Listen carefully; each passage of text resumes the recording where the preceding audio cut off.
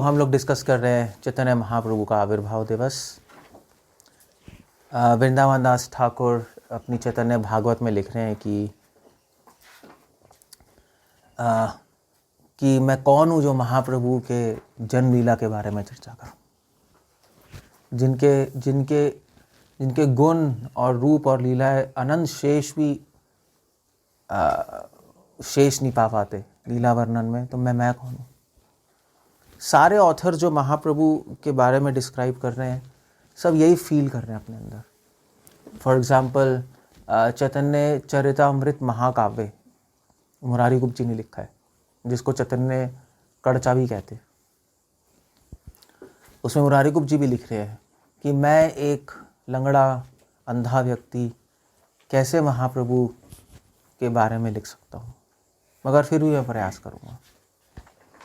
अगर चैतन्य महाप्रभु के जन्म की लीला बहुत डिटेल्ड में डिस्क्राइब्ड है, बहुत डिटेल में, और इनफैक्ट सबसे ज़्यादा अलग अलग, जैसे सबसे पहली जो डिस्क्रिप्शन है महाप्रभु के जो जन्म की लीला है वो मुरारी गुप्त जी ने की अपनी किताब में, जो संस्कृत में थी, इसको मुरारी गुप्त कड़चा या चैतन्य चरितामृत भी कहते हैं, श्री कृष्ण चैतन्य चरितामृत। इनफैक्ट कृष्णदास कविराज गोस्वामी ने अपनी किताब चैतन्य चरितामृत का नाम मुरारी गुप्त जी की किताब के अनुसार ही लिखा है, ऐसा लगता है। तो मुरारी गुप्त जी वहाँ पे काफ़ी डिटेल में डिस्क्राइब कर रहे हैं, और जब उन्होंने डिस्क्रिप्शन शुरू की तो इनफैक्ट चैतन्य महाप्रभु की जो लीला अवतार हुआ है वो अवतार वैकुंठ से शुरू हुआ है सीधा, वो सिर्फ धराधाम से शुरू नहीं हुआ। अगर हम चैतन्य चरितामृत पढ़ेंगे मुरारी गुप्त जी का, तो उसमें एक्चुअली दामोदर पंडित तो थे, उन्होंने रिक्वेस्ट की थी मुरारी गुप्त जी से कि आप प्लीज़ लिखिए महाप्रभु के बारे में। तो मुरारी गुप्त जी लिख रहे हैं कि एक बार क्या हुआ, एक बार देवर्षि नारद वो वैकुंठ पहुंचे, गोलोक, और वहाँ पे गोलोक में कृष्ण भगवान से मिले। तो कृष्ण भगवान ने कहा कि नारद मुनि आप आए क्यों हैं? तो वहाँ पे नारद मुनि ने कहा कि मैं पूरे धराधाम पे ब्रह्मांड में ट्रैवल करके आ रहा हूँ, स्पेशली पृथ्वी पर घोर कलयुग फैल चुका है और कोई व्यक्ति आपका नाम नहीं ले रहा, आपके अर्च विग्रह की निंदा कर रहा है, मतलब श्योर शॉट है कि वो नरक जा रहा है, तो आप कुछ कीजिए उनको बचाने के लिए। तो कृष्ण भगवान ने अपने जैसे दीनता में पूछा कि मैं क्या कर सकता हूँ।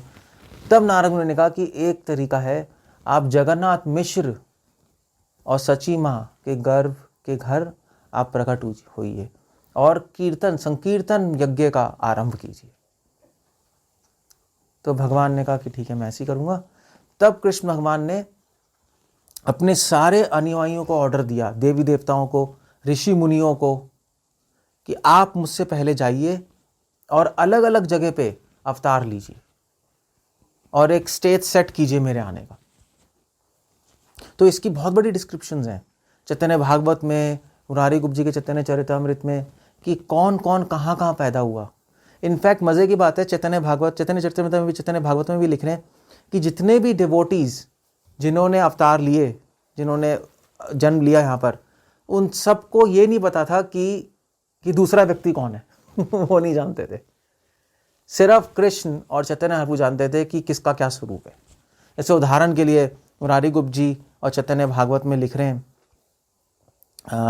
तो चैतन्य भागवत के 1.2.31 आदि लीला के 2nd चैप्टर के 31st वर्स में, मुझे बहुत अच्छा वर्स लगा तो मैंने लिख लिया 1.2.31। तो यहाँ पे लिख रहे हैं वृंदावन दास ठाकुर की, यहाँ पे लिख रहे हैं, कारो जन्म नवदीपे कारो चट्टग्राम केहर आड़े और दुर्देश श्रीहट पश्चिम में। Very nice verse. भक्ति सांधा की बहुत बड़ी कमेंट्री है इस पे, चैतन्य भागवत का जो श्लोक है। तो वृंदावन ठाकुर क्या लिख रहे हैं कि महाप्रभु से पहले अलग अलग जगह पे लोगों ने जन्म लिया, स्पेशली बहुत सारी जगह पे। बंगाल में डिवोटीज फैले हुए थे, बट स्पेशली नवदीप, चट्टग्राम, राड़देश, ओरदेश, श्रीहट और त्रिहट, 6 जगह प्रधानतः महाप्रभु के जो पार्षद हैं वो प्रकट हो गए। तो 6 जगह कौन कौन सी थी? सबसे पहले नवद्वीप में, नवद्वीप में डिवोटीज ने जन्म लिया। तो नवद्वीप में कौन कौन प्रकट हुआ? गदाधार पंडित, पंडित गदाधार जिसे कहते हैं हम, दास गदाधार, पंडित गदाधार अलग हैं। पंडित गदाधार ने नवद्वीप में जन्म लिया। जगदानंद पंडित, मतलब मेन डिसाइपल्स हैं महाप्रभु के, जगदानंद पंडित, उन्होंने नवद्वीप में जन्म लिया। पुरुषोत्तम आचार्य जो बाद में स्वरूप दामोदर बने, उन्होंने नवद्वीप में जन्म लिया। और फिर उसके बाद शुक्लांबर ब्रह्मचारी, गंगादास पंडित, हिरण्य मजुमदार, जगदीश मजुमदार, संजय, इतने सारे नाइस, उन्होंने सबने नवद्वीप में जन्म लिया। और फिर उसके बाद ऑफकोर्स चंद्रशेखर आचार्य, नीलांबर चक्रवर्ती की जो पुत्री हैं सची देवी, और सची देवी की जो बड़ी बहन है सर्वज्ञ देवी। नीलांबर चक्रवर्ती की दो डॉटर्स थी, सर्वज्ञ देवी और सची देवी। तो जो सर्वज्ञ देवी थी उनके हस्बैंड थे चंद्रशेखर आचार्य। इस तरह से रिलेशनशिप था। तो इससे सारे डिवोटीज नवद्वीप में जन्म लिए। और फिर उसके बाद छठग्राम भी बांग्लादेश में है। छठग्राम में किसने जन्म लिया? छठग्राम में लिया वासुदेव दत्त, मुकुंद दत्त, जो कि महाप्रभु के सिंगर्स थे। पौंडरिक विद्यानिधि जी का नाम प्रेम निधि भी है। उन सबने छठग्राम में जन्म लिया। छठग्राम अभी भी है बांग्लादेश में, आप जाके विजिट कर सकते हो। उसका राढ़ देश, तो राढ़ देश में किसने जन्म लिया? कौन है? नित्यानंद प्रभु, एका चक्रग्राम राढ़ देश। और कौन है? और तो राढ़ देश में रघुनाथ दास गोस्वामी, तो और जितने भी डिवोटीज जो कि श्रीखंडा के थे, नरहरि सरकार ठाकुर, मुकुंद दास, और कौन थे? चिरंजीव सेन, सुलोचन सेन, इतने सबने राढ़ देश में जन्म लिया। और फिर ओद्र देश कौन सा है? ओडिशा में किसके से जन्म लिया? सार्वभौम भट्टाचार्य, रामानंद राय और उनके जो 5 भाई हैं, रामानंद राय, भावानंद राय, लोग सब। उसके बाद कौन है? काशीश्वर पंडित, प्रताप रुद्र, वेरी नाइस, शिकी महिती बहुत सारे हैं, चलते रहो। श्रीहट में मेन डिवोटी श्रीहट में अपीयर हुए सबसे पहले। एक्चुअली तो उड़ीसा में एक और मेन डिवोटी थे, माधवेंद्रपुरी, जो कि मेन सीड है रेमुना गांव में। और श्रीहट में हुए अद्वैताचार्य फेमस। और उसके बाद जगन्नाथ मिश्र, श्रीहट में उन्होंने जन्म लिया है। मेन अद्वैताचार्य, जगन्नाथ मिश्र, जो ऑफ कोर्स मेन डिवोटीज हैं, तो ऑफ कोर्स। और हरिदास ठाकुर खैर बूडन ग्राम में।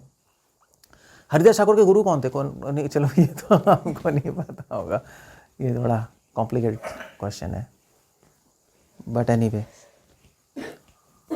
और पश्चिम में त्रिहुट ग्राम में 2 फेमस डिवोटी जन्म लिया। एक है परमानंदपुरी, जो कि महाप्रभु के संगी थे और ऑफ कोर्स सीनियर भी थे। और दूसरे हैं रघुपति उपाध्याय, जो मैंने बताया था, जिन्होंने श्लोक बनाया था चैतन्य महाप्रभु के ऊपर, वल्लभाचार्य के घर में, रघुपति उपाध्याय। और उपेंद्र मिश्रा नहीं, रघुपति उपाध्याय, उपेंद्र मिश्रा नहीं। सो इस तरह से अलग अलग डिवोटीज ने जन्म लिया। तो जो जगन्नाथ मिश्र हैं वो श्रीहट से, तो सारे डिवोटीज धीरे धीरे उनको पता लग गया कि महाप्रभु का जन्म हो रहा है। अलग अलग जगह जन्म लिया, मगर सारे डिवोटीज धीरे धीरे नवद्वीप में आ गए। नवद्वीप में उन्होंने अपना घर बना लिया, इधर उधर सब लोग आ गए। श्रीवास ठाकुर और उनके जो भाई रमाई पंडित और ये सब, तो उन्होंने भी श्रीहट में जन्म लिया था। वो भी सब नवद्वीप में आके रहने लगे, वेट करने लगे कब महाप्रभु। नवद्वीप में इसलिए भी आ गए क्योंकि ऑफ कोर्स उसके कई कारण थे। एक्चुअली ये बांग्लादेश में सब पैदा हुए इधर उधर, तो ये सारे जो थे ना, श्रीहट, चट्टग्राम, राढ़ देश, पश्चिम में, ये सारे गरीब थे, गांव थे सब। और नवद्वीप उस टाइम दिल्ली की तरह था, सेंटर था। अब बड़ी पूरी डिस्क्रिप्शन चैतन्य भागवत में, और स्पेशली मुरारी गुप्ता जी लिख रहे हैं कि नवद्वीप उस टाइम सेंटर था। मतलब बड़े बड़े स्कॉलर्स आते थे, जॉब्स मिलती थी वहाँ। तो ऑफ कोर्स गांव वाले तो सिटी में आते ही हैं, तो सबके सब सिटी में आ गए। तो बेचारे ने अपना टोल खोल लिया, स्कूल खोल लिया। तो श्रीवास ठाकुर ने अपना घर बना लिया वहाँ। और स्पेशली एक तो ये कारण था कि जॉब्स थी, और सिटी थी। दूसरा कारण ये था कि वहाँ पे गंगा जी का प्रवाह था, तो सबका मन था, सब डिवोटी तो थे ही, वैष्णव थे, गंगा जी के साथ सानिध्य में रहेंगे और वहाँ पे गंगा जी में स्नान करेंगे और भक्ति करेंगे, तो सब लोग वहाँ आ गए। मगर अब एक क्वेश्चन आता है कि एक्चुअली क्वेश्चन उठाया है चैतन्य भागवत में ही वृंदावन दास ठाकुर ने। एक्चुअली वृंदावन चैतन्य भागवत पढ़ोगे ना तो बहुत ही फिलोसॉफिकल बुक भी है। वृंदावन दास ठाकुर हर चीज़ का प्रमाण भी दे रहे हैं शुरू से ही। और चैतन्य भागवत में वृंदावन दास ठाकुर क्वेश्चन उठा रहे हैं कि चैतन्य महाप्रभु ने इन सबका जन्म अलग अलग जगह क्यों कराया, नवद्वीप में क्यों नहीं कराया। खुद तो नवद्वीप में प्रकट हुए और नवद्वीप में सारे ब्राह्मण लोग थे। ये जितनी भी जगह ना, चट्टग्राम, राड़ देश उसको कहते हैं जहाँ पे कोई कृष्ण का नाम नहीं लेता, तभी उसका नाम राड़ देश था, कोई कृष्ण का नाम नहीं लेता। और श्रीहट पश्चिम में बड़े बड़े नीच और पापी लोग रहते थे। तो वृंदावन दास ठाकुर लिख रहे हैं कि उन्होंने क्यों कराया वहाँ पे जन्म अपने भक्तों का, क्योंकि वो महाप्रभु चाहते थे कि उन सबका उद्धार हो। स्वयं भी वहाँ पे जन्म ले सकते थे, मगर वो चाहते थे कि ये जो ग्लोरी है, जो क्रेडिट है पतितों का उद्धार करने का, वो मेरे भक्तों को मिले। इसलिए चैतन्य भागवत का श्लोक है वही 1.2.46 to 49, उसमें लिख रहे हैं, जे देश गाए हरि नाम विवर्गिता। जिस देश में हरि नाम कोई नहीं बोलता था, जे देशे पांडव ना ही गेलो कदाचित, जिस देश में कभी भी पांडव नहीं गए थे वहां भेजा उन्होंने। भक्ति साधु ठाकुर लिख रहे हैं कि चैतन्य महाप्रभु का अवतार कृष्ण से आधा दयामय है। आपको याद है कि श्रीमद् भागवत महाभारत में तो युधिष्ठिर महाराज ने वो कहते हैं राजसूय यज्ञ किया था, और राजसूय यज्ञ के बहाने कृष्ण भगवान ने पांडवों को अलग अलग दिशा में भेज दिया था, है नहीं, वो करने के लिए, क्या कहते हैं, अश्वमेध का घोड़ा, और तो विजय करने के लिए अलग अलग दिशाओं में। वृंदावन दास ठाकुर लिख रहे हैं उसका एक कारण था, उन्होंने क्यों भेजा पांडवों को अलग अलग दिशाओं में। राजसूय तो केवल एक छल था प्रचार करने का। पांडवों को अलग अलग जगह भेजा कि पांडवों की कृपा सबको मिले, क्योंकि पांडव और कृष्ण अभिन्न है। मगर इन देश में पांडव नहीं गए, राड़ देश, उड़ीसा, श्रीहट पश्चिम में यहाँ पे नहीं गए, तो यहाँ के लोग बड़े दुर्भाग्य रह गए। तो महाप्रभु ने कहा ठीक है, इन देशों में मैं अपने डिवोटीज भेजूंगा प्रीचिंग करने के लिए। तो वहाँ पे प्रकट हुए, वहाँ प्रीचिंग की, उसके बाद नवद्वीप मायापुर आ गए। और इनफैक्ट मुरारी चैतन्य चरितामृत महाकाव्य जो मुरारी गुप्त जी ने लिखा, उसमें बहुत इंटरेस्टिंग इन्फॉर्मेशन लिखी है। मुरारी गुप्त जी ने कुछ डिवोटीज का स्वरूप रिवील किया है। इसका मतलब है उनको पता था। जैसे उन्होंने कहा है कि सबसे पहले डिवोटी जिन्होंने अवतार लिया इस धराधाम पे वो थे माधवेंद्रपुरी, मगर माधवेंद्रपुरी जी का स्वरूप रिवील नहीं किया, वो पता ही नहीं किसी को, वो नहीं पता। अद्वैताचार्य कौन थे? शिव और महाविष्णु का मिलित अवतार, ये तो सबको पता है। और फिर हरिदास ठाकुर कौन थे? हरिदास ठाकुर चैतन्य चरितमृत में महाकाव्य में कुछ एक डिफरेंट इंफॉर्मेशन है। वैसे तो हमें पता है कि हरिदास ठाकुर ब्रह्मा जी के अंश हैं, अवतार है, मगर चैतन्य चरितमृत महाकाव्य में मुरारी गुप्त लिख रहे हैं कि हरिदास ठाकुर पिछले जन्म में ऋषि थे, जिनका नाम था राम महामुनि, श्री राम महामुनि। और वो जो ऋषि थे श्री राम महामुनि, उन्होंने एक बार अपने पुत्र से कहा कि मुझे ऑफर करना है भगवान को, तुम तुलसी तोड़ के लाओ। तो तुलसी तोड़ के लाए वो, और उसने धोया नहीं तुलसी, और राम महामुनि ने ऑफर कर दिया वो भगवान को। और जब ऑफर किया तो उसमें तो धूल लग गई हुई थी, उसकी वजह से राम महामुनि को पाप लगा, और उसकी वजह से राम महामुनि यवनों के कुल में पैदा हुए हरिदास ठाकुर के रूप में। तो हरिदास ठाकुर में दो अंश थे, एक ब्रह्मा जी का अंश था और एक राम महामुनि का अंश था, और कुछ लोग कहते हैं कि प्रहलाद महाराज का अंश भी था। हरिदास ठाकुर स्पेशल थे, ये मुझे चैतन्य चरितमृत में पता है, मुझे आज ही पता लगा, मैंने ध्यान नहीं दिया था। सो इतने बड़े बड़े, मतलब मुरारी गुप्त जी लिख रहे हैं, बड़े बड़े ऋषि मुनि, बड़े बड़े देवी देवता, स्वयं महाविष्णु, अद्वैताचार्य, सब लोग प्रकट हो गए यहाँ। जगन्नाथ मिश्र कौन थे? जगन्नाथ मिश्र नंद बाबा वासुदेव और कश्यप मुनि और दशरथ, इन सबके मिलित अवतार थे, चारों के। Very powerful person. और सची माँ, यशोदा माँ, देवकी के और अदिति के मिलित अवतार। बहुत पावरफुल पर्सनालिटीज थी, ये कोई छोटे मोटे लोग नहीं थे ये लोग। तो जगन्नाथ मिश्र भी यहाँ पे शिफ्ट हो गए। जगन्नाथ मिश्र भी आ गए। जगन्नाथ मिश्र तो श्रीहट में ही थे। मैंने कहा सब लोग आ गए थे जॉब्स की तलाश में, जगन्नाथ मिश्र भी आ गए थे जॉब्स भी और पढ़ने के लिए भी।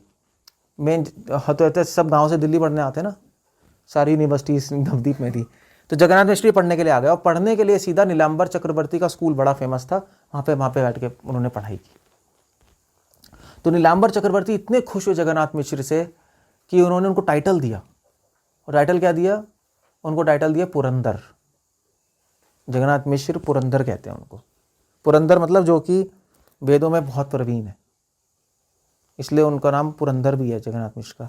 और नीलांबर चक्रवर्ती ने अपनी पुत्री भी उनको ऑफर कर दी, सची देवी। उन्होंने कहा तुम इससे विवाह कर लो और यहीं सेटल हो जाओ मेरे घर में, और यहीं तो मेरा स्कूल संभालो तुम। नीलांबर चक्रवर्ती के पड़ोसी थे सर्वभौम भट्टाचार्य। एक्चुअली सर्वभौम भट्टाचार्य नवदीप में प्रकट हुए हैं, उड़ीसा में नहीं हुए। उनका घर भी है, मगर ऑफ कोर्स सर्वभौम भट्टाचार्य बाद में उड़ीसा शिफ्ट हो गए थे। प्रताप रूथ के मिनिस्टर बन गए थे। प्रताप रूथ ने उनको बुला लिया था, तुम हमारे यहाँ पे मिनिस्टर बनो, क्योंकि आप तुम बहुत फेमस हो, हमारे कुल गुरु टाइप के बन जाओ, हमें एडवाइस करना। तो उस तरह सची माँ और जगन्नाथ मिश्र का विवाह हुआ। नीलांबर चक्रवर्ती की एक और पुत्री का नाम था सर्वज्ञ देवी। उनका विवाह हुआ चंद्रशेखर आचार्य से, जिनका एक और नाम था आचार्य रत्न। तो चंद्रशेखर आचार्य इस तरह से क्या हो गए, उनका रिलेशनशिप क्या हो गया? रिलेशनशिप क्या हुआ चैतन्य महाप्रभु से? नहीं चलो, अच्छा हाँ, तो चंद्रशेखर आचार्य महाप्रभु के मौसा हो गए। That was interesting. तो इस तरह से मगर एक बहुत अनफॉर्चुनेट सिचुएशन हुई। अच्छा मुझे बताओ सब लोग, एनीवे बहुत अनफॉर्चुनेट सिचुएशन हुई। जगन्नाथ मिश्र और सची माँ ये लोग बहुत खुश थे अपने थे। अद्वैताचार्य भी शिफ्ट हो गए थे। अद्वैताचार्य की वाइफ सीता देवी, उनका वहाँ पे मैरिज हो गई। अनफॉर्चुनेट सिचुएशन हुई कि जगन्नाथ मिश्र और सची माँ के 8 पुत्रियाँ हुई और एक एक करके मरती चली गई। 8 पुत्रियाँ, कोई जिंदा नहीं होती। तो जगन्नाथ मिश्र और सची देवी के हृदय में बहुत प्रगाढ़ इच्छा हुई कि हमें पुत्र चाहिए। ऑफ कोर्स तो मुझे लगता है कि बच्चे इसलिए पैदा कर रहे होंगे पुत्र के लिए। ऐसा होता है ना पहले ज़माने में, जब पुत्र नहीं हो तब तक बच्चे करते रहते हैं, क्योंकि पिंडदान कौन करेगा, वंश कैसे चलेगा। तो मगर पुत्री मरती रही और 9वां पुत्र फिर कौन हुआ? विश्वरूप, जो कि बलराम जी के अवतार थे। और विश्वरूप के बाद फिर कौन प्रकट हुए? विश्वरूप के बाद प्रकट हुए विश्वम्भर, चैतन्य महाप्रभु। अब एक क्वेश्चन का आंसर करो, चैतन्य महाप्रभु किस साल में प्रकट हुए थे? उनका डेट ऑफ बर्थ क्या है? कौन बताएगा?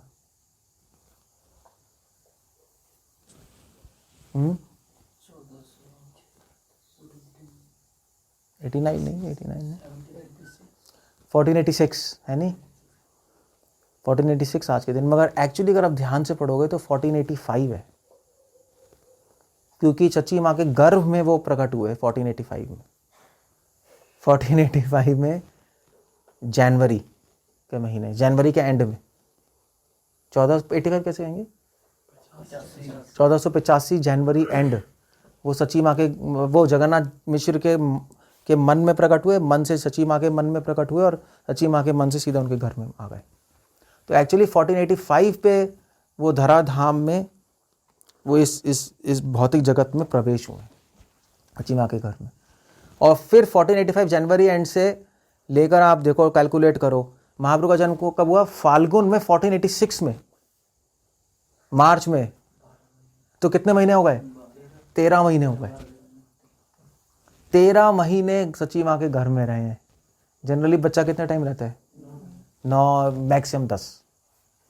13 महीने रहे, और 13 महीने जब हो गए तो बड़े घबरा गए जगन्नाथ मिश्र, ये तो बाहर ही नहीं बच्चा आ रहा, क्या करें।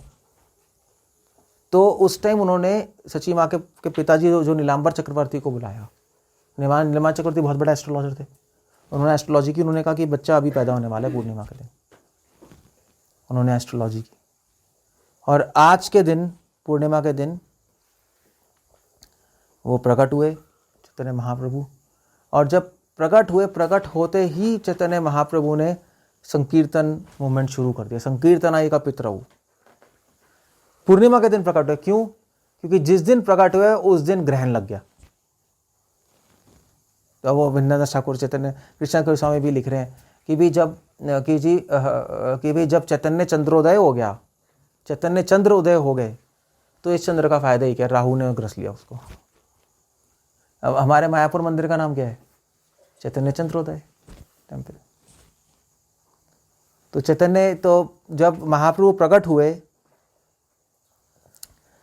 तो जब ग्रहण लगा, तो ग्रहण के समय इंडिया में क्या है, एक रीति है कि सब लोग जाके गंगा जी में स्नान करते हैं। तो सबके सब मुस्लिम हिंदू सब गए, और हिंदू भी हरि हरि बोल रहे थे, मुस्लिम भी सब हरि हरि बोलने लगे। तो महाप्रभु ने प्रकट होने से पहले ही संकीर्तन मूवमेंट शुरू कर दिया। ऐसा नहीं कि चैतन्य महाप्रभु ने संकीर्तन मूवमेंट श्रीवास ठाकुर के घर में शुरू किया था, और वो ऑफिशियली शुरू हुआ था। अनऑफिशियली तो पहले ही हो गया था। जब महाप्रभु पैदा हुए तो जब रोते थे तो सारी स्त्रियां आती थीं, और सारी स्त्रियां आके चुप कराने की कोशिश करती, चुप ही नहीं होते थे। तो फिर उन्होंने क्या करें, तो सबने, तो सारी स्त्रियां फिर बोलने लगी हरि हरि हरे कृष्णा, चुप हो जाते थे। तो उनको पता लग गया कि जब हम हरे कृष्णा कीर्तन करते हैं तो चुप होता है। तो उसके छल में उन्होंने कीर्तन शुरू करा दिया। अब जब उनका जन्म हुआ तो वहां पे अद्वैताचार्य हरिदास ठाकुर, उनको पता लग गया। Well by the way, Advaitacharya की वजह से ही महाप्रभु इस धराधाम पे प्रकट हुए हैं। इनफैक्ट ये श्लोक ही मैंने कोट कर लिया था 1.2.95 में। 1.2.95 वृंदावन दास ठाकुर लिख रहे हैं, अद्वैतेरा करोणे चैतन्य अवतार, सही प्रभु कैया हाछेन बार बार। चैतन्य प्रभु ने बार बार बोला है कि अद्वैताचार्य के बुलाने की वजह से ही मैं प्रकट हुआ हूँ, अद्वैताचार्य की वजह से। तो अद्वैताचार्य को पता लग गया, बड़े खुश हो गए। वहाँ हरिदास ठाकुर भी नाच रहे हैं, अद्वैताचार्य भी नाच रहे हैं, सारे डिवोटीज को हैप्पीनेस हो रही है कि कुछ हुआ है आज के दिन। तो अद्वैताचार्य ने सीता देवी को भेजा। सीता देवी आई, उनकी जो वाइफ हैं, और उन्होंने आकर उस बच्चे का नामकरण किया। चैतन्य महाप्रभु का नामकरण सीता देवी ने किया है।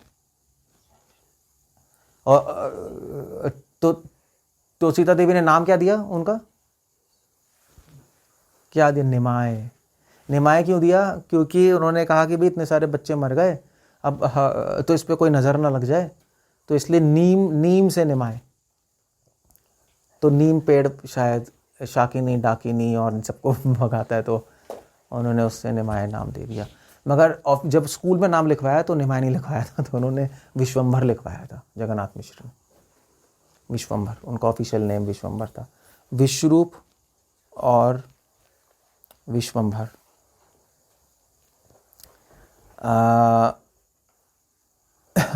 तो वैसे अगर चैतन्य भागवत पढ़ेंगे ना, चैतन्य भागवत में वैसे चैतन्य महाप्रभु के नवद्वीप में चैतन्य महाप्रभु फेमस थे विश्वम्भर के नाम से, निमाय के नाम से, और गौर हरि के नाम से। 3 नाम थे नवद्वीप में, गौर हरि, निमाय और विश्वम्भर। और 3 नाम उनके पुरी में थे जिससे फेमस थे। एक थे कृष्ण चैतन्य, थे महाप्रभु, और तीसरा था गोसाई कहते थे। मगर चैतन्य भागवत में वृंदावन ठाकुर ने एक और अलग सा नाम दिया है, और वह चैतन्य नारायण।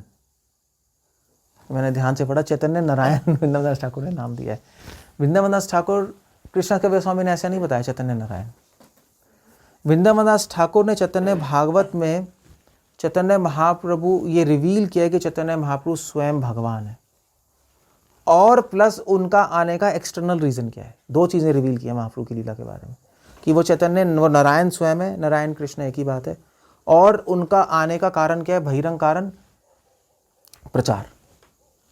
मगर कृष्णदास कविराज गोस्वामी ने चैतन्य चरितमृता में उनका अंतरंग कारण प्रकट किया है। तो दोनों किताबों की ज़रूरत है, चैतन्य भागवत, चैतन्य चरितमृत, दोनों कॉम्प्लीमेंट्री एक दूसरे के।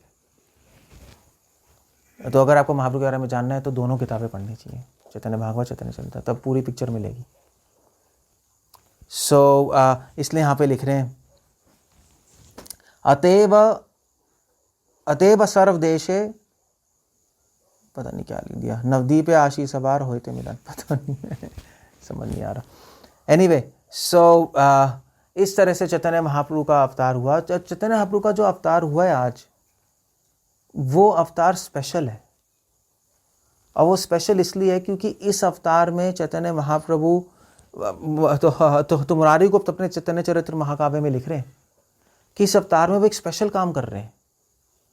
और स्पेशल काम क्या कर रहे हैं? एक्चुअली दो स्पेशल काम। एक तो वो इस युग का धर्म स्थापित कर रहे हैं, संकीर्तन यज्ञ, जो कि हमें पता है, चलो वो तो कॉमन सेंस है, वो तो हमें पता ही है सब जगह।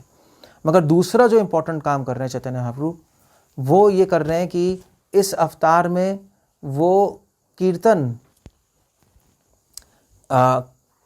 की महिमा प्रकट कर रहे हैं, नाम की महिमा प्रकट कर रहे हैं। ये बहुत इंपॉर्टेंट है एक्चुअली, क्योंकि जनरली किसी भी युग में नाम की महिमा प्रकट नहीं की जाती, स्पेशली कीर्तन की। ध्यान, तप, योग, ये सारी चीज़ें होती हैं ये। और इसलिए सारे ब्रह्मा, शिव, पार्वती, पार्वती, दुर्गा, जो भी है, और सची, इंद्र की वाइफ, सबके सब जब महानिमाय का जन्म हुआ, सबके सब ब्राह्मण के वेश में और अलग अलग वेश में आए महाप्रभु से ब्लेसिंग लेने, और ये ब्लेसिंग लेने कि हमें भी इस लीला में पास टाइम में पार्ट लेने का हमें आशीर्वाद दीजिए, क्योंकि इसी लीला में आपने भगवान के नाम की महिमा प्रकट की है, और ये प्रकट किया कि भगवान का नाम ही रास्ता है भगवान आपका प्रेम प्राप्त करने का। वो बहुत बड़ी डिस्क्रिप्शन है चैतन्य भागवत में। फिर उसका देवी देवता भी प्रकट हुए, उन्होंने अपनी प्रेयर्स ऑफर की चैतन्य महाप्रभु के अवतार के लिए, और यही प्रे किया कि हमें भी आप इस गूढ़ रहस्य प्रकट कीजिए कि हमें भी प्रेम प्राप्त हो। और जगन्नाथ मिश्र ने फिर जगन्नाथ मिश्र ने अपना पूरा घर ही खाली कर दिया चैरिटी देकर। Of course I mean to say, जब एक 8 पुत्रियां मर गई, फिर विश्वरूप हुआ, फिर निभाए हुए, तो इतने खुश थे। विश्वरूप के टाइम इतना बड़ा फेस्टिवल नहीं हुआ समहाउ, पता नहीं, डिस्क्रिप्शन नहीं है, पता नहीं क्यों नहीं हुआ, भगवान जाने। जबकि पहला लड़का तो विश्वरूप ही है उस टाइम, मगर ऐसा कुछ नहीं है कहीं। महाप्रभु के टाइम के पूरी डिस्क्रिप्शन, दान दे रहे हैं, सब कर रहे हैं, दान दे रहे हैं, और खोला हाथ दान दिया। इतना दान दिया कि लिखा है चैतन्य भागवत में कि जितने भी भिखारी थे, जितने भी ब्राह्मण थे, सब लाइन लगा के आ रहे थे, 3 बार लाइन में लग के आ रहे थे। एक बार कर रहे थे, फिर दूसरी बार लग के 2 और दान लिया, तीसरी बार बांटो, कोई प्रॉब्लम नहीं है, बांटो सबको, है ना, ऐसे ही है ना। सो ही वॉज वेरी हैप्पी। और इसलिए भी हैप्पी थे क्योंकि चैतन्य महाप्रभु का अवतार उनको लग रहा था कि एक्चुअली जब ये आई आपकी, तो अद्वैताचार्य की वाइफ सीता देवी आई, जब उन्होंने दर्शन किए बच्चे के, तो चैतन्य भागवत में श्लोक आता है कि उसमें लिखा है कि उन्होंने कहा कि ये तो स्वयं कृष्ण ही लग रहा है, बस रंग अलग है। वो रियलाइज कर पा रही थी कि ये तो कृष्ण ही है, क्योंकि सारे महाप्रभु के पैर में वो सारे चिन्ह है जो कृष्ण भगवान के चरण चिन्ह में, कॉर्न शेल, थंडरबोल्ट, फ्लावर, सारे उन्होंने सारे चिन्ह, नीलांबर चक्रवर्ती ने आके सारे चिन्ह देखे, उन्होंने कहा ये तो महापुरुष है कोई, और ये पूरे पृथ्वी को तारेगा। तो इस तरह से चैतन्य महाप्रभु के पास टाइम्स एक्सप्लेन्ड है। चैतन्य भागवत के, एक्चुअली ये भी इंटरेस्टिंग है, चैतन्य भागवत के 2nd चैप्टर में आदि लीला के, या महाप्रभु के प्राकट्य का डिस्क्रिप्शन है। चैतन्य चरितमृत के चैप्टर 13 में, एक्चुअली चैतन्य चरितमृत चैप्टर 13 से शुरू हो रही है, अगर ध्यान दें हम तो, क्योंकि उससे पहले सारी फिलॉसफी चल रही है। चैप्टर 13 से फिर कृष्णा के गोस्वामी एक्सप्लेन कर रहे हैं महाप्रभु का बर्थ, मगर महाप्रभु कृष्णा गोस्वामी ने डिटेल में नहीं किया। उन्होंने कहा कि देखो, डिटेल में वृंदावनदास ठाकुर कर चुके हैं, हमारे गुप्त जी कर चुके हैं, मैं तो थोड़ा बहुत ही यहाँ पे एक्सप्लेन कर रहा हूँ। सूत्र रूप में उन्होंने थोड़ा एक्सप्लेनेशन दे दी। तो अगर महाप्रभु के आपको डिटेल में पढ़ना है कि चैतन्य महाप्रभु का बर्थ कैसे हुआ, क्या हुआ, तो वो किताब है चैतन्य भागवत। एक्चुअली चैतन्य चरितमृत में इतनी डिटेल्स में नहीं है उनका बर्थ, उनकी एक्टिविटीज़। सो और कौन सी किताब है? चैतन्य मंगल। चैतन्य मंगल में आप पढ़ोगे, ज़्यादा कुछ डिटेल्स में नहीं है। चैतन्य मंगल में लोचन दास ठाकुर ने बेसिकली महाप्रभु की सुंदरता के डिस्क्राइब किया है। अगर आपको निमाय की सुंदरता देखनी है एज अ बेबी, तो चैतन्य मंगल किताब है कि बचपन में कितने सुंदर लग रहे थे, कैसे अंग थे उनके। चैतन्य भागवत इसलिए है मतलब उनका जन्म कैसे हुआ, क्या हुआ, इसकी डिस्क्रिप्शन। चैतन्य चरितमृता में कृष्णा स्वामी ने महाप्रभु के जन्म की फिलॉसफी बताई है थोड़ी सी, कि जब जन्म हुआ तो एग्जैक्टली क्या हुआ, कौन सी शक्ति थी, कौन थे, कैसे थे, सूत्र रूप में। ज़्यादा डिटेल्स में उन्होंने एक्सप्लेन नहीं किया है। और फिर सीधा वो बाल लीला पे चले गए। तो इस तरह से सारी डिस्क्रिप्शंस है। अब आज गौर पूर्णिमा आ गई, तो हम लोग क्या करें अब? वैसे मैं आज पढ़ रहा था, आज मैं एक इंटरेस्टिंग बात बताता हूँ। कृष्ण भगवान का एक नाम है आनंदय का सुख स्वामी। पंडित गदाधर ने एक सूत्र लिखा है, प्रेम रसायन सूत्र। कुछ लोग कहते हैं कि वल्लभाचार्य ने लिखा है, कुछ लोग कहते हैं गदाधर पंडित, कुछ लोग कहते हैं महाप्रभु, बट महाप्रभु ने तो लिखा नहीं। प्रेम रसायन सूत्र में भगवान का एक नाम बता रहे हैं, आनंदय का सुख स्वामी। और उस पे पुरुषोत्तम आचार्य जी ने टीका, नहीं पुरुषोत्तम आचार्य नहीं, वल्लभाचार्य के पुत्र विट्ठलेश जी ने टीका लिखी है। एक्सीलेंट कमेंट्री है, मतलब मैं पढ़ के मैंने कहा ये तो कमेंट्री अनपैरेलल्ड है। और उस कमेंट्री में लिख रहे हैं, थोड़ा ही पढ़ा था मैंने, तो उस कमेंट्री में वो लिख रहे हैं कि आनंदय का सुख स्वामी। तो वहाँ पे कमेंट्री में लिख रहे हैं कि एक्चुअली वृंदावन में जब कृष्णा गोपियों को छूते हैं और छूने से जो उनको सुख मिलता है गोपियों को, उस सुख को भी वो भगवान को दोबारा उनकी सेवा में नियुक्त कर देती है, उनको दोबारा दान दे देती है। वो छूने का सुख भी वो स्वयं भोग नहीं करती, उस सुख को भी भगवान की सेवा में लगा देती हैं। और इसका श्लोक भगवद गीता में भी है। इनफैक्ट भगवान सुख हमें क्यों दे रहे हैं? महाप्रभु हमें प्रेम क्यों प्रदान कर रहे हैं? प्रेम दाता है ना वो तो, नमो महावदन्या। प्रेम क्यों प्रदान कर रहे हैं? प्रेम इसलिए प्रदान कर रहे हैं कि जिससे जब हमें प्रेम देंगे तो हम उसी प्रेम को व्यक्त करके महाप्रभु को दोबारा उनकी सेवा में हम लौटाएंगे, कि उनको आनंद आएगा। हमें सेवा करने का उपकरण दे रहे हैं महाप्रभु। जैसे भी अब चैतन्य महाप्रभु ने हमें, अब कृष्ण भगवान ने हमें मंदिर क्यों दिया? कि उनकी सेवा में इस्तेमाल करें। प्रसाद क्यों दे रहे हैं? सेवा करें हम उससे। प्रेम हमें सेवा करने के लिए दे रहे हैं, और दैट्स वेरी इंपॉर्टेंट। प्रेम दान इसलिए नहीं कर रहे कि हम उसका सुख करें, इसलिए कर रहे हैं कि हम उसको, और ऑफ कोर्स अब क्वेश्चन ये है कि हमें जब उनको वापस ही चाहिए तो हमें दान क्यों कर रहे हैं? क्वेश्चन ये है, पॉइंट ये है कि जब अलग अलग, ये प्रेम ऐसी वस्तु है, जब अलग अलग जीवात्माओं के हृदय में जाती है तो वहां से अलग अलग रूप में दोबारा प्रकट होती है। एक जीवात्मा अपनी क्रियाओं से, अपने वचनों से उसी प्रेम को प्रकट करता है और भगवान को दोबारा अर्पण करता है, और उससे भगवान को आनंद मिलता है। इनफैक्ट इसका श्लोक भगवद गीता में भी है। कौन बताएगा? क्या कहते हैं? कि भगवान प्रेम इसलिए देते हैं कि जिससे हम उनको वापस करें, उनका सुख बढ़ाने के लिए। फेमस श्लोक है, अगर आप ध्यान दोगे तो। कौन सा श्लोक है? कृष्ण भगवान ने प्रेम इसलिए नहीं बांटा कि हम उसको लेके खा के हजम कर जाएं। इसलिए नहीं है कि हम मस्ती में घूमते हैं राधे राधे वृंदावन में, ऐसे नहीं है। प्रेम इसलिए दान कर रहे हैं कि हम उस प्रेम को सेवा का उपकरण के रूप में यूज करें। प्रेम, वो भक्ति साधक श्री ठाकुर का यही आइडिया था। प्रेम भी सेवा के लिए है, सेवा का फल प्रेम है, और प्रेम सेवा का एक उपकरण है। That was great insight. जबकि चैतन्य में लिखा है कृष्ण प्रेम पुमर्थो महान। कृष्ण प्रेम ही जीवन का लक्ष्य है, एक्चुअली नहीं। सेवा जीवन का लक्ष्य है। वो सेवा करने के लिए कृष्ण प्रेम चाहिए, क्योंकि बिना कृष्ण के 24 घंटे हो ही नहीं सकती सेवा, पॉसिबल नहीं है। और वो महाप्रभु देने को तैयार हैं।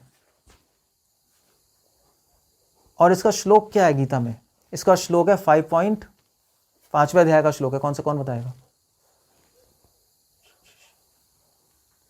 5वें अध्याय का सबसे फेमस श्लोक क्या है? वही बोल दो, बस वही है। भोक्तानाम यज्ञतपसाम सर्वलोकमहेश्वरम सुहृदम सर्वभूतानाम ज्ञात्वाम शांतिम गच्छति। अगर इस श्लोक को ध्यान से देखोगे तो क्या कह रहे हैं? सुहृदम सर्वभूतानाम। भगवान सुहृद है ना। सुहृद मतलब क्या? बांटते हैं। क्या बांटते हैं? कृपा। महाप्रभु के अवतार में कृपा किस रूप में बांटी है? प्रेम बांटा। अब क्यों बांटा? क्योंकि भोक्ताराम है तपसाम, की वो उसको भोग कर पाए। जब उसी प्रेम को जब हम यज्ञ और तप के रूप में भगवान को अर्पण करते हैं तो उनको बड़ा एंजॉयमेंट आती है, वो एंजॉय करते हैं। वो अपने एंजॉयमेंट के लिए उन्होंने प्रेम बांटा है। तो सबसे स्वार्थी व्यक्ति इस पूरे ब्रह्मांड में भगवान है, अगर ध्यान से देखा जाए तो। और वो तो है ही। प्रभुपाद कह रहे थे ना, सबसे बड़े चीटर कौन है? कृष्ण। सबसे बड़े स्वार्थी कौन है? कृष्ण। तो भगवान तो अपने आनंद के बारे में सोचते जा रहे हैं कि मुझे कैसे आनंद मिलेगा, इसलिए आपको प्रेम दे रहे हैं। अगर आप प्रेम अपने लिए चाहते हो तो आपको नहीं मिलेगा, क्योंकि स्वार्थी है ना भगवान। अरे भाई मैं किसी को कुछ नहीं दूंगा, अगर मुझे वापस देगा तब दूंगा, वरना नहीं दूंगा। बट पॉइंट है कि उनका स्वार्थ अपराकृत स्वार्थ है, ट्रांसजेंडल स्वार्थ है। जब भगवान स्वार्थी होते हैं तो सबका कल्याण होता है। ये उल्टा है। इसलिए एक्चुअली मैंने बताया था, जब देवर्षि नारद वैकुंठ गए थे शुरू में, गोलोक, तो देवर्षि नारद ने बोला था कृष्ण भगवान से, कृष्ण भगवान आप, कृष्ण भगवान ने सोचा, उन्होंने पूछा मैं क्या करूं कलयुग को तारने के लिए। नारद मुनि ने कहा आप एक काम कीजिए, अपने आप को फेमस कर दीजिए। तो जब आपका यश कोने कोने में फैल जाएगा, अपने आप जीवों का उद्धार हो जाएगा। तभी तो अब नित्यानंद प्रभु कह रहे थे, क्या कह रहे थे, तो नवदीप में प्रीचिंग करते, भज गौरंगो लहा गौरंगो कहो गौरंगेरा नाम रे। महाप्रभु को फेमस ही कर रहे थे। तो ये है, तो स्वार्थ, भगवान का स्वार्थ ही है इसमें। सो दैट्स, ये श्लोक बहुत इंपॉर्टेंट है। भुक्त रमेगे तपसाम सर्वलोकम महेश्वरम सुहृदम सर्व। अब मगर इस श्लोक में एक सीक्रेट है, सुहृदम सर्वभूतानाम। चैतन्य प्रभु ने प्रेम दान तो किया, हमें प्रेम को लुटाना है भगवान को, मगर उस रूप में नहीं लुटा सकते हम जिस रूप में उन्होंने हमें दिया। यज्ञ तपसाम, इंटरेस्ट के साथ लुटाना पड़ेगा। हम आपको दे दिया इंटरेस्ट के साथ। इंटरेस्ट क्या? यज्ञ तपसाम, सैक्रिफाइस और तपस्या के साथ जब वापस लुटाओगे तब भगवान एंजॉयमेंट करेंगे। भोक्ताराम, भोक्तारम यज्ञ तपसाम, भोक्तारम। सो ये आइडिया है चैतन्य महाप्रभु के अवतार का। आज हम गौर पूर्णिमा के दिन इन सब चीज़ों को अपने हृदय में धारण करें धीरे धीरे। वैसे तो गुरु महाराज ने आज लेक्चर किया था, बहुत अलग ही लेक्चर था गौर पूर्णिमा के दिन, सुना था, बहुत डिफरेंट। गुरु महाराज ने आज पूरा लेक्चर छोटा हरिदास पे किया है गौर पूर्णिमा के दिन। तो महाराज कह रहे थे, वेल कोई रसिक पास टाइम नहीं है ये। छोटा हरिदास से बता रहे थे कि कैसे महाप्रभु अगर नमो महावदन्याय है तो महान स्ट्रिक्ट भी हो सकते हैं, दोनों हैं। मगर एक्चुअली उसमें एक पॉइंट था छोटा हरिदास में कि वो मुझे अच्छा पॉइंट लगा महाराज का, कि इतने छोटे से ऑफेंस के लिए महाप्रभु ने इतनी बड़ी पनिशमेंट दे दी। नहीं, ये हमेशा मेरे माइंड में भी रहता था डाउट। तो आज क्लियर हो गया कि मतलब छोटा हरिदास ने क्या किया था, कुछ नहीं, शिकी माहिती का बहन को देखा ही तो था, सिर्फ बस देखा था बस, और थोड़ा सा विचार आया फिर हट गए। उसके लिए चैतन्य महाप्रभु ने छोटा हरिदास को रिजेक्ट कर दिया, बल्कि सारे डिवोटीज आए, सारे डिवोटीज स्वरूप दामोदर और स्वरूप भट्टाचार्य सब लोग आए, उन्होंने माफ़ी मांगी, महाप्रभु हमें छोटा हरिदास को माफ़ कर दीजिए, इतना सा थोड़ा सा तो ऑफेंस है, हो गया बस, उसको अपनी पनिशमेंट मिल गई, वो दुखी है, वो माफ़ कर दीजिए। तो महाप्रभु ने क्या बोला उनसे? महाप्रभु ने बोला, अगर तुम एक बार और बोलोगे तो मैं छोड़ के चला जाऊँगा। सब डर गए, उन्होंने जब वहाँ पे चले गए। अब मज़े की बात है कि स्वरूप दामोदर जैसे व्यक्ति की भी महाप्रभु ने बात नहीं मानी, जबकि स्वरूप दामोदर सेक्रेटरी थे और महाप्रभु हमेशा उनकी बात मानते थे। इस केस में महाप्रभु ने कहा, नो, मैं डिस्कशन ही नहीं करना था। इतने स्ट्रिक्ट हो गए। किसी डिवोटी को कुछ समझ नहीं आ रहा था महाप्रभु इतने स्ट्रिक्ट क्यों, इतने छोटे से ऑफेंस के लिए। और फिर उसके बाद उन्होंने टेक्निक लगाई, उन्होंने परमानंद पुरी को बोला, क्योंकि परमानंद पुरी सीनियर है ना, माधवेंद्र पुरी के डिसाइपल हैं परमानंद पुरी, तो उनके गुरु तुल्य ही हैं। तो परमानंद पुरी से बोला आप कुछ कहिए, आपकी बात नहीं टालेंगे। तो परमानंद पुरी गए, महाप्रभु ने कहा बैठिए आप, श्रीपाद आप आदेश कीजिए क्या करना है। परमानंद पुरी ने कहा देखिए छोटा हरिदास को आप माफ़ कर दीजिए। तो महाप्रभु ने इमीडिएटली कहा कि आप मुझे आदेश दीजिए कि मैं पूरी छोड़ के अलारनाथ चला जाऊँ और गोविंदा को अपने साथ ले जाऊँगा और वहीं रहूँगा मैं। परमानंद पुरी डर गए, उन्होंने कहा ये क्या हो गया। मैं महाप्रभु ने कहा मैं डिस्कशन ही नहीं करना था, फिनिश, मैटर फिनिश्ड है, मैं उसको रिजेक्ट कर दिया। तो क्वेश्चन है कि महाप्रभु इतना हार्ड क्यों हो गए। तो महाराज एक्सप्लेन कर रहे थे, मुझे बहुत अच्छा लॉजिक लगा कि एक्चुअली चैतन्य महाप्रभु सोच रहे थे कि उनको, एक्चुअली महाप्रभु अभी का नहीं सोच रहे थे, आगे भी सोच रहे 10,000 साल। तो महाप्रभु एक स्टैंडर्ड सेट करना आते थे कि भैया अगर आप रिनंशिएट हो, छोटा हरिदास सन्यासी नहीं था मगर फॉर ऑल प्रैक्टिकल पर्पज सन्यासी के इक्वल ही था, चैतन्य चरितमृत में आ रहा है, सीनियर ब्रह्मचारी सन्यासी। महाप्रभु ने कहा अगर आप सन्यासी हो तो फिर आपको ऐसी उल्टी पुल्टी हरकतें करना, औरत स्त्रियों को देखना और मजाक वजाक करते रहना, ये गलत है, नहीं करना चाहिए। और महाप्रभु को पता था कलयुग में होगा ऐसे, और हो ही रहा है, लोग सेक्रेटरी रख रहे हैं और स्त्रियाँ महाराज कह ही रहते हैं, और तो बहुत सारी चीज़ें हो रही हैं। तो महाराज कहते हैं सन्यासी मसाज करा रहे हैं फिर से स्त्री से, वो पता नहीं क्यों आ रहा है, बट हो रहा है चीज़ें। महाप्रभु को पता था चीज़ें होंगी, तो अपनी संप्रदाय को स्ट्रांग बनाने के लिए, प्योर रखने के लिए चैतन्य महाप्रभु कोई ये समझ लो बलि का बकरा ढूंढ रहे थे। अब प्रॉब्लम है कि महाप्रभु के सारे पार्षद कोई गलती कर ही नहीं रहे, पार्षद हैं, गलती कैसे करेंगे, उनमें तो सब मुक्त है, जीवन मुक्त है, उनको तो काम वासना का पता ही नहीं। अब एग्जाम्पल किसको बनाए, डिवोटी से एग्जाम्पल बनाएंगे, है नहीं, कोई और नॉन डिवोटी थोड़ा ना एग्जाम्पल बना देंगे। तो महाप्रभु एक्सक्यूज ढूंढ रहे थे, छोटा हरिदास ने थोड़ा सा ऑफेंस किया, उन्होंने कहा बस पकड़ में आ गया। तो महाप्रभु ने कहा इसको लेके मैं एग्जाम्पल बना दूंगा, क्योंकि फिर तो मैं कर ही नहीं पाऊंगा। महाराज कह रहे थे वरना महाप्रभु कर नहीं पाते अपना ये काम, स्टैंडर्ड सेट नहीं कर पाते कि कोई गलती नहीं करता। तो महाप्रभु ने देखा थोड़ा सा ऑफेंस हुआ, इसको महाप्रभु ने बहुत बड़ा बना दिया जानबूझ के। ऐसा कुछ नहीं था, वैसे तो अगर महाप्रभु को शिक्षा नहीं देनी थी माफ कर देते, कोई बड़ी बात नहीं थी। जानबूझ के इतना बड़ा बना दिया, ब्लोट कर दिया। और छोटा हरिदास को महाप्रभु ने बात भी नहीं की, कुछ भी नहीं किया। छोटा हरिदास 1 साल बैठा रहा, महाप्रभु मंदिर जाते थे वहाँ पे रोड पे कि मुझे माफ़ कर दे, महाप्रभु ने देखा भी नहीं, और जाके छोटा हरिदास ने बाद में सुसाइड कर ली। महाप्रभु को पता लगा उसने सुसाइड कर ली, महाप्रभु ने कहा बहुत अच्छा। ये नहीं, अब समझ आता है कि चैतन्य महाप्रभु ने क्यों छोटा हरिदास इतनी स्ट्रिक्टनेस, मतलब of course I mean to say अगर महाप्रभु असली में कर रहे थे छोटा हरिदास के साथ तो हम तो कहीं भी नहीं है, हम तो सीन में ही नहीं बचते, हम तो क्या मतलब, हम तो पता नहीं। और दूसरी तरफ जगाए मदाए को माफ़ कर दिया, छोटा हरिदास को माफ़ क्यों नहीं किया। हाँ, वो तो रेप भी करते थे, जगाए मदाए सब कुछ। छोटा हरिदास मतलब ये थोड़ा एक मिस्टीरियस लीला थी। तो महाराज ये इसलिए एक्सप्लेन करते हैं, इसलिए किया है क्योंकि महाप्रभु एग्जाम्पल सेट करना चाहते थे। सब वो बात है कि छोटा हरिदास की का दुर्भाग्य था कि वो फंस गए, हाँ बलि का बकरे बन गए। बट सौभाग्य भी था कि महाप्रभु ने उनको अपनी लीला में एक बहुत बड़ा, अपनी लीला पूर्ण करने के लिए बहुत बड़ा निमित्त बनाया। सौभाग्य भी था। सनी मैं इसलिए बोल रहा हूँ ये क्योंकि महाराज ने, मैं इसलिए बोल रहा हूँ कि महाप्रभु अगर नमो महावदनीयाय हैं तो स्ट्रिक्ट भी हो सकते हैं। ऑफ कोर्स बेचार बेवकूफ़ों की तरह स्ट्रिक्ट नहीं है कि ऐसी कि कुछ भी गुस्सा होते रहते हैं। But at the same time हमें महाप्रभु की कृपा का फ़ायदा नहीं उठाना चाहिए, और हमें समझना चाहिए कि महाप्रभु जो कृपा कर रहे हैं हमें उसको रिटर्न करना है इंटरेस्ट के साथ। ये गौर पूर्णिमा है। हम महाप्रभु के ऋणी बनते जा रहे हैं, ये एक सेवक सोचता है। सेवक ये नहीं सोचता कि मुझ पे बहुत कृपा आ गई, मेरा उद्धार हो गया, कितना अच्छा है। एक्चुअली सेवक तो सोचता है मैं ऋणी हो गया हूँ स्वामी के, अब मुझे ऋण उतारना है। ये सेवक बुद्धि है, भोग बुद्धि है कि हाँ मेरा कल्याण हो जाएगा, कितना अच्छा है। कल्याण तो हो गई, कोई उसमें कोई दो राय नहीं है। कल्याण की बात तो जो सेवक नहीं है वो करते हैं। सेवक का तो पहले उद्धार हो चुका है क्योंकि सेवक बन गया ना वो। सेवक का तो उद्धार हो गया।